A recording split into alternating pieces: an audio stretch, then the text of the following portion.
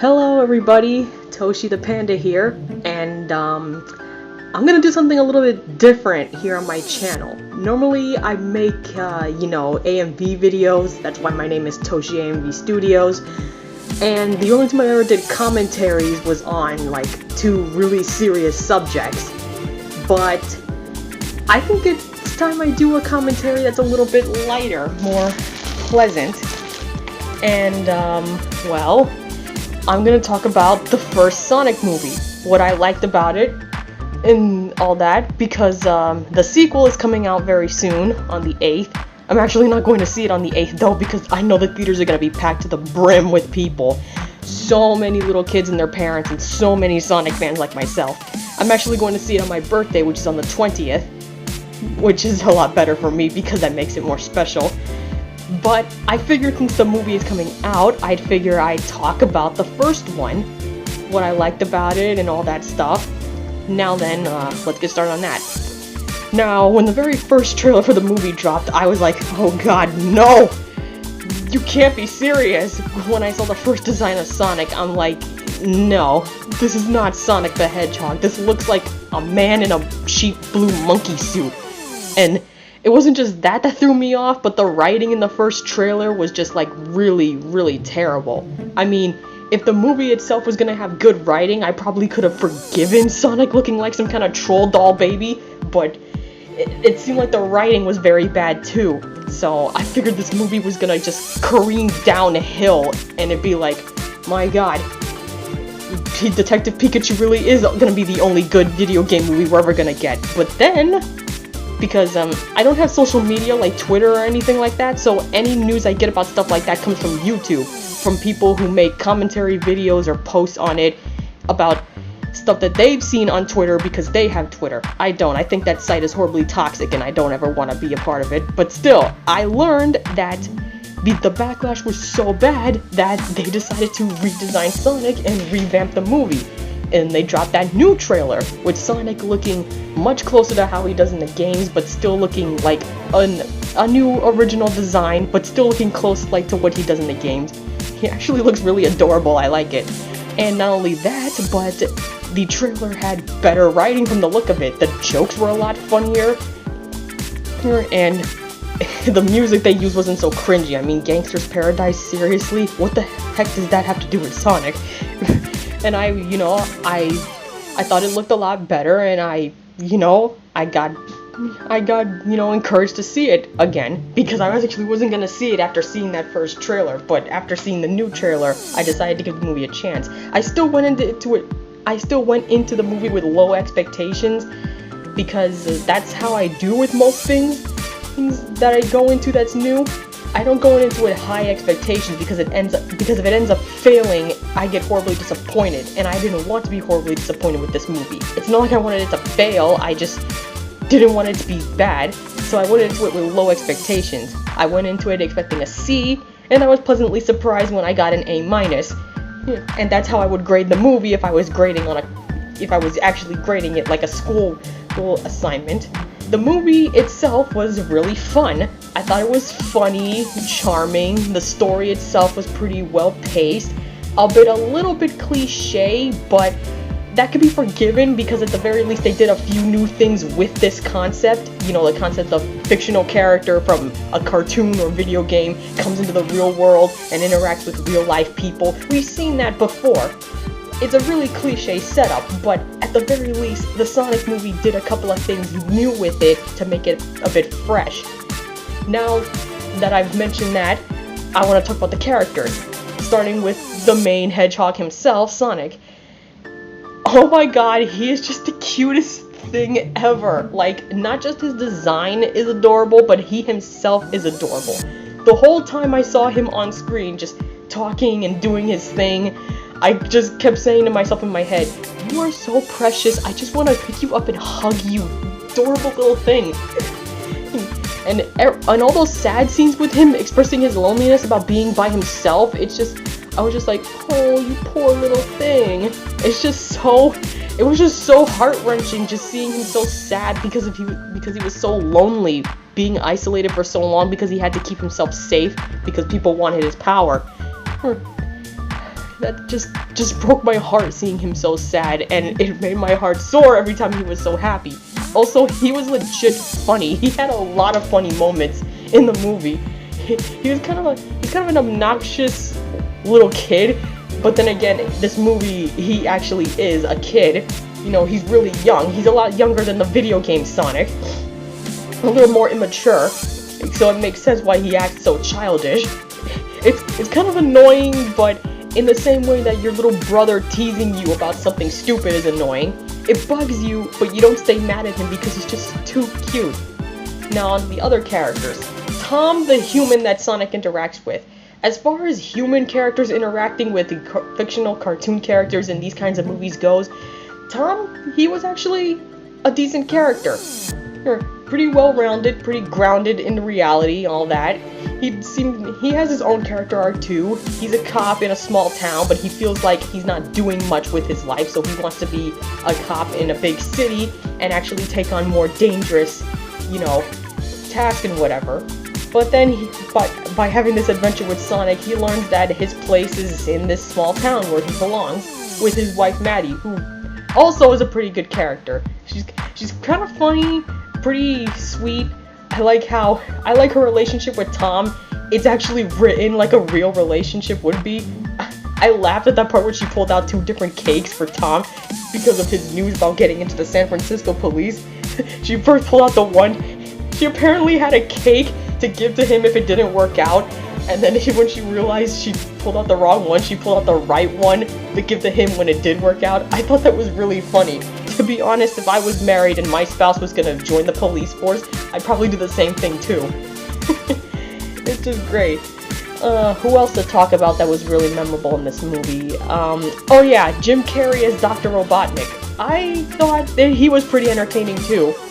I haven't seen many other movies with Jim Carrey in it. I've mostly just seen reviews of movies that have Jim Carrey in it. I wasn't a real big fan of the live-action Grinch movie. I thought The Mask was pretty funny. But aside from that, I haven't seen that many movies with Jim Carrey in it. But him in here. At first, when the very first trailer dropped, the one with the, hideous-looking design for Sonic, I wasn't sure about Jim Carrey as Robotnik. But that's probably because the trailer didn't have the best writing, so he came across as not very funny to me. Then when they revamped it and fixed up the writing in the newer trailer, I thought, okay, maybe this is a little bit better, maybe it'll be better. I watched the movie. His introduction scene, the part where he's having the banter with that military guy, it wasn't all that funny per se, but when we get past that, as time moved on, his performance does get increasingly funny. I truly believe he totally plays the weird scientist who's up his own head about how great he is and how he doesn't need anybody and how machines are better than people, and it's just hilarious to me. And that dancing scene he has is really hilarious too. I feel like it came out of nowhere, but that's what makes it funnier because it just pops out randomly, total zaniness, which is what I expect from a live-action version of Dr. Robotnik. And the scenes he has with his assistant, Agent Stone, they're also pretty funny. I like how Agent Stone is both the straight man and the punching bag, because that's basically what he is. He's the quiet, down-to-earth guy who's supposed to offset Jim Carrey's lunacy, but he's also the guy who just gets punt around by Dr. Robotnik because he just doesn't have the spine to stand up for himself. Either that or he, I don't know, just likes being punted around or something. It's funny. And what else to talk about? The action sequences are really good. I like the slow-mo scene in the bar with Sonic. I know that thing was probably done in X-Men with the whole Quicksilver thing, but it just looked really cool. Also, the music choice was pretty great for that scene too. And it was actually funny just seeing Sonic zip around and mess with everybody in the bar, and they had no idea because they were all frozen, like a freeze frame. And the fight scene with Robotnik was also really entertaining too. I like how they incorporate a lot of stuff from the games, like the rings, for example. As you know, in the games, the rings are usually used as, to give you life in the game. If you lose some, you don't automatically lose the game, you just lose rings, but if you get hit again, then you lose the game, so you need to collect the rings, it's very important. In the movie, they're used more as portals, which actually makes sense because I think in one of the games there's a ring portal you jump through for a secret stage, so that kind of thing actually makes sense. And I like how they utilize a bunch of other things, like in that first scene on the highway with Robotnik chasing them with the tank, Sonic gets flung out the car and he actually performs his move, the spin dash. It was actually really great to see. And in the final fight scene, he does what I assume is the homing attack, where he just jumps and hits Robotnik's machine multiple times. That was really entertaining. The ending of the movie itself was also really sweet. How Tom and Maddie gave Sonic his own room in the attic of their house and they basically welcomed him in as a member of their family. The whole thing with Sonic is that he wanted friends, but to me it seems more like Tom and Maddie are his surrogate parents now instead of his friends. The way they interact with each other, it seems to me more like they're his mom and dad rather than being his friends. And it was really sweet. The post-credit scenes, by the way, those were interesting. The first one, we see Robotnik in the mushroom planet that he got sent to. He's bald now, he's got the big burly mustache, he's really looking like Dr. Eggman, he's just not pudgy, but I think that can slide. I mean, the Sonic Boom Eggman wasn't pudgy, so I guess that's a reference to that. Maybe they're just copying the Boom design where he's like taller and more slimmer, so that makes sense. And we actually see him going crazy. Well, I think crazier, because to be honest, Robotnik, when he shows up in the movie, he's already pretty nuts. I think he's just getting nuttier with the isolation on the mushroom planet. So it's great to see him, and it's gonna be great to see him in the sequel. And the second post-credit scene, Tails shows up. Sonic's little buddy with the two tails. He's here, and well, I wonder what he's gonna bring to the table when the sequel comes out. I've already seen the trailers for the sequel. It's gonna be so great. Not only is Robotnik back and Tails is showing up, but Knuckles is in the movie too. And that's gonna be really awesome to see because Knuckles is one of my favorite Sonic characters, so I'm really excited to see him in the sequel. I wasn't sure about his voice at first. I found out that he's voiced by Idris Elba. I don't know anything about Idris Elba aside from the fact that he plays the police commissioner in Zootopia. But other than that, I was a little iffy on his voice at first for Knuckles. Well, maybe that's because I'm so used to hearing other voices for Knuckles. My favorite one being Dan Green, who voiced him in Sonic X. And I was kind of used to Travis William doing him in the Sonic Boom cartoon. So I was expecting one of those guys to come back. Maybe not Dan Green, but maybe Travis Williams. Because I was thinking, hey, if they got Colleen back to do Tails, maybe they'd give Travis to do Knuckles. But no, they got Idris Elba. I was iffy at first, but I saw the other trailers and heard him talk some more, had some more lines, and he sounds pretty good. In fact, he sounds pretty badass, and I like it. I like that they're going with the tough, no-nonsense Knuckles for his characterization. And it's gonna be really fun seeing him in the movie. And from the trailers, he's gonna have a lot of scenes, so that's gonna be really great. A lot of scenes with him and Sonic just fighting, and it seems like this time around the humans are taking more of a back seat. I had nothing against the human characters in the first movie, it's just that I was hoping that if they were going to continue this whole Sonic cinematic universe, that they would keep Sonic in the spotlight and not push him to the background. Because that's kind of one of the things I hated when watching Sonic X. It seemed like that annoying little punk Chris Thorndike was just taking all the screen time from Sonic and his friends. So I was hoping that in the movie that wouldn't happen. But no, in the first movie, Tom gets equal amounts of screen time as Sonic. In fact, I think Sonic has a little bit more time on screen than Tom does, fighting Robotnik. And from the trailers from the sequel, it seems that the focus is going to be more on Sonic and Tails and Knuckles and Robotnik and all that other stuff. And the humans are just going to be, secondary characters, like more a little bit in the background. I also heard they confirmed that there's going to be a third movie, and that sounds great too, because I'm hoping that another character I really love is going to be in that one.